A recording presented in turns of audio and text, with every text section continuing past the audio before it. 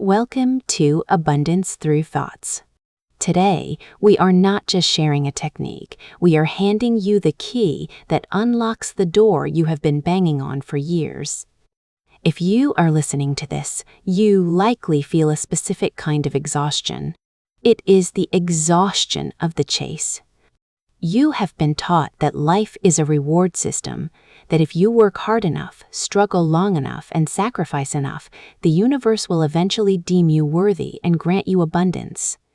You have been viewing reality as a ladder. You must climb rung by painful rung.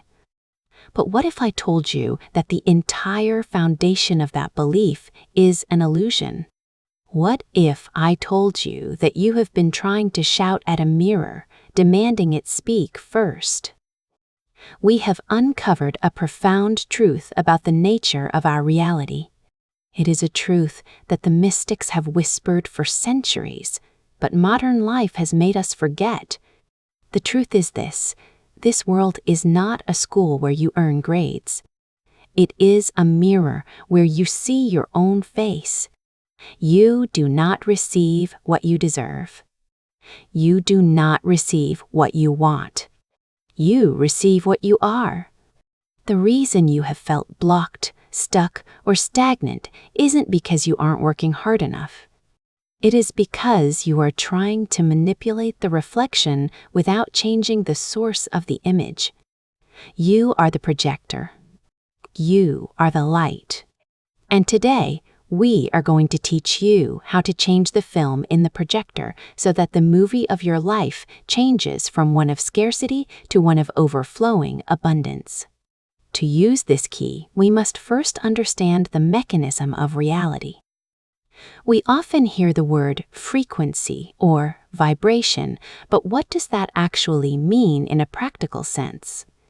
Imagine for a moment that you are a living, breathing radio tower. Every single second of the day, you are broadcasting a signal. This signal is not made of radio waves, but of your beliefs, your emotions, and your deep, subconscious expectations. This invisible signal travels out from you and interacts with the fabric of reality, the quantum field. The field is neutral. It does not judge you. It has no opinion on whether you are good or bad. It simply acts as a faithful mirror. It captures your signal and reflects it back to you in the form of people, opportunities, and bank balances. Here is where humanity gets it wrong. We wait for the external world to give us a reason to feel safe. We say, once I have the money, then I will feel abundant. Once I have the partner, then I will feel love. But the mirror of reality cannot reflect what isn't there. If you are waiting for money to feel secure, your current signal is, I am waiting. I am lacking. I am without. And so, the mirror faithfully reflects a reality where you are always waiting, always lacking, and always without. You are broadcasting a signal of need, and the universe is replying with more experiences of needing. The work isn't to force the world to change. The work is to stabilize your own signal. You must learn to broadcast the frequency of having before the thing actually arrives. You must become the tuning fork that vibrates with the note of abundance, compelling the air around you to resonate in harmony. Now, this brings us to a critical distinction. Many people hear this and think, okay, I just need to pretend I'm rich. I'll act like I have it. They put on a costume. They lease the expensive car. They wear the designer clothes. They walk with a swagger. This is what pop culture calls faking it until you make it. But the universe is not fooled by a costume. The universe responds to your core resonance, not your mask. If you walk into a luxury store and buy something expensive, but inside your stomach is churning with anxiety and your mind is whispering, I hope I don't run out of money, or I shouldn't be doing this, that is what you are broadcasting. You are performing confidence, but you are broadcasting fear. This is a split signal. It creates chaos in your reality. It is like trying to tune a radio to two stations at once. All you get is static. And in your life, that static manifests as unexpected bills, financial roller coasters, and stress. True abundance is not a performance, it is an embodiment. Embodiment means you could be sitting in your old car, wearing sweatpants, with $10 in your pocket, yet your internal state is one of absolute sovereignty. You feel supported. You know, with a deep, quiet certainty, that you are taken care of. You know that you are the source of your own value. When you hold that frequency, the external world has no choice. Physics dictates that the mirror must align with the object. When you stop chasing and start knowing, the things you used to chase, money, success, love, stop running away. They turn around and start orbiting you. Let's apply this to the thing that triggers the most fear in us: spending money. For most people, the act of paying a bill or buying groceries is a moment of contraction. You swipe your card and you feel a tiny pinch of loss. You think, there goes that money. It's gone. That specific moment, that pinch of fear, is a prayer for poverty. You are telling the field, resources are limited and I am losing my safety. We need to rewrite this rule immediately. Money is not a solid object that you hoard. It is a current. That is why we call it currency. It is meant to flow like water or breath. You cannot inhale forever. Eventually, you must exhale to live. Spending is simply the exhale. Here is the practice that will shift your life. From this day forward, every time you release money, whether it is $5 for coffee or $5,000 for rent, you must pause.